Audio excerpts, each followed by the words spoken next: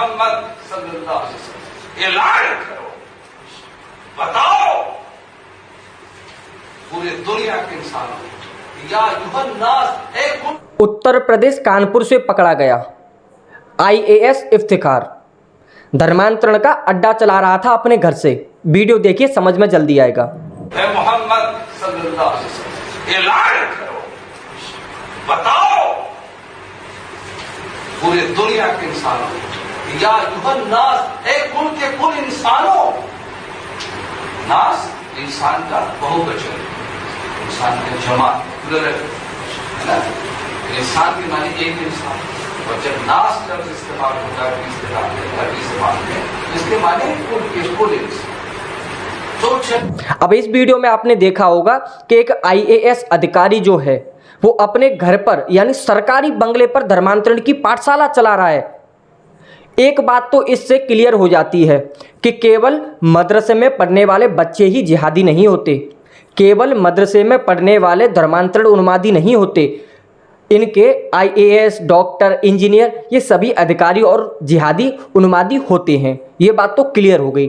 आपको कुछ दिन पहले एक और घटना सुनने को मिली होगी कि एक कलीम सिद्दीकी नाम का बंदा पकड़ा गया जिसने 1 लाख से ज़्यादा हिंदुओं का धर्मांतरण कराया गया। और उससे पहले एक उमर गौतम नाम से भी पकड़ा गया था जिसने एक संस्था खोल रखी थी जिसकी सहायता से वो लोगों के धर्मांतरण करवाता था। ऐसे कितने लोग नहीं पकड़े गए धर्मांतरण कराते हुए, और सारे किस धर्म से ताल्लुक़ रखते हैं ये भी आपको पता ही चल गया होगा।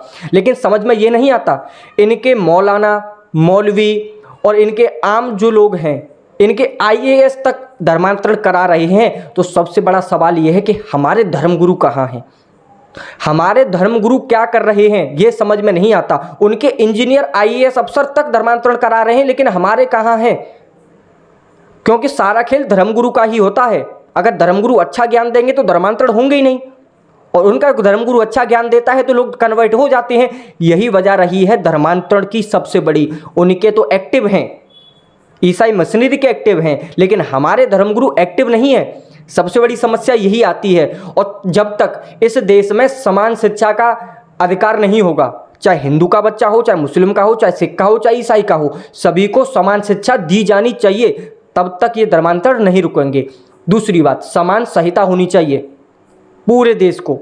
लेकिन ये चीज़ें तो केवल हमारे देश के संविधान में दिखाने के लिए है कि सभी को समान अधिकार मिला हुआ है, सभी को समान शिक्षा का अधिकार मिला हुआ है। ये केवल फालतू की बातें हैं, लेकिन ऐसा कुछ नहीं है। उनके लिए मदरसे खोले जाते हैं, फंडिंग होती है, सरकार चंदा देती है, डोनेशन देती है।